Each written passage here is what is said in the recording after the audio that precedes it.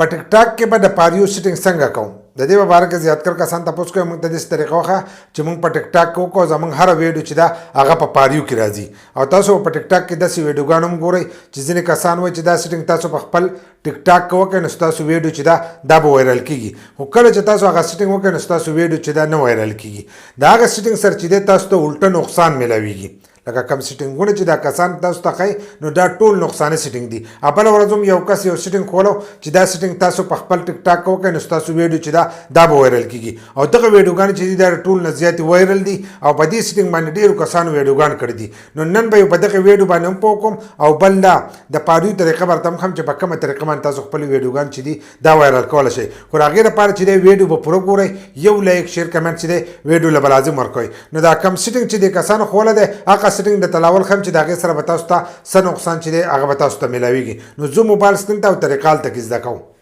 موبایل سکرین ته رالو موږ خپل ټیک ټاک کولاو کړی دغه شان د خپل ټیک ټاک کولاو کوئ په هغې کې به راشئ خپل پروفایل ته څنګه چې موږ خپل پروفایل کولاو کړی دغه شان د خپل پروفایل کولاو کوئ له پاسه د ګوټه به تاسو ته دا درې کرښې ښکارېږي دا درې کرښې چې دي دا به دې څه ووایي چې څنګه یو دغه درې کرښې ووالئ نو لاندې به تاسو ته ښکارېږي یو درې اپشنونه په دې کې به تاسو ووایئ سیټینګ اینډ پرایویسي دا به ځان سره کولاو کوئ چې څنګه دا کولاو کړو نو تاسو به دې مخ ته راشئ نو په دې مخ کې به لږ لاندې راشئ لاندې چې څنګه راغلی نو دلته کې پری آپ سپیس دا چې لیکلی دی دا سیټینګ تاسو ته ډېر زیات کسان ښایي دا چې تاسو څنګه کولاو کوئ نو دلته کې تاسو ته وایي چې دا هر سره چې دي دا کلیر کوئ دلته کې به تاسو دا دغه ښکارېږي دا MB یعنې 75 MB او 119 MB چې دا جمع شي وایي دا کلیر کوئ نو ستاسو ویډیو چې دا په پاریو کې راځي لکه څنګه دا اوس موږ دا له پاسانه چې دا موږ کلیر کړو وایي چې دا کلیر کوئ نو ستاسو ویډیو چې دا په پاریو کې راځي که تاسو به دې کې وګورئ نو به دې کې ښه صفا لیکلي تاسو چې کوم سټیکر را لوډ کړئ کوم شیونه چې تاسو را لوډ کړي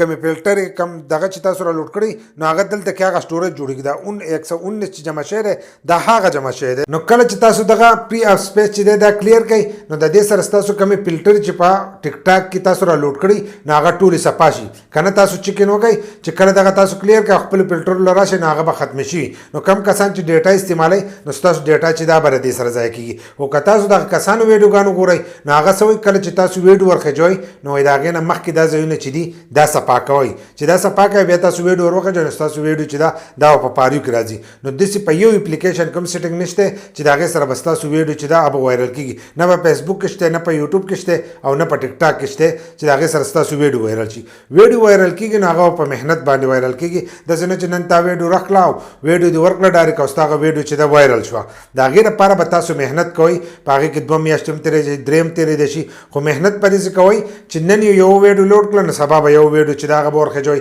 لکه مسلسل به هغه کار کوئ داسې نه چې نن دې 15 ورخېجولو هفته ته هغې ته صبر کوئ چې هفته صبر کوئ نو بیا دغه ویډیوګان چې دي دا نه وایرل کېږي خو یو ویډیو د ورځې خېجوئ نو یو خېجوئ خو د ټیک ټاک هغه لنډې ویډیوګانې 15 سیکنډ اکثر ویډیوګانې یا 15 لږې سیوئ نو د ورځې 2 یا 3 ویډیوګانې چې دي تاسو ته ورخېجوئ نو ستاسو ویډیوګانې چې دي هغه به ډېر زر وایرل شي په میاشت 2 3 کې چې دی څه نه څه به وایرل شي خو داسې نه چې په میلیونو باندې فالوور به تاسو له راځي یا لایک به راځي نو داسې نه شي کېدی په دمه باندې چې دی تاسو به روانېږئ کم کسان چې دا ویډیوګان کوي نو هغو هم دغه محنت کړی خو بیا د دروغو تاسو ته دا طریقې ښایي صرف خپله ویډیو چې دا هغه وایرل کوي په دې کې هېڅ څه کمال هم نشته خو د هغو فالوورس یې وایي نو د هغې د وجې نه تاسو د هغو په خبرو باندې چې دی یقین کوئ نور د هغو په دې کې هېڅ څه تجربه هم نشته چې د دغه ځای نه چې دی ویډیو وایرل کېږي ښه څه پایل ته کې لیکلي دي چې د دې نه فلټر چې دي دا ختمېږي دغه شانتې نور هم ډېر سیټینګونه دي اکثر ځینې کسان وایي زموږ د وټساپ نمبر چې دی لاندې به دې شیر کې پروت دی تاسو چې لاړ شئ نو هلته خپل وټساپ ته وردننه شئ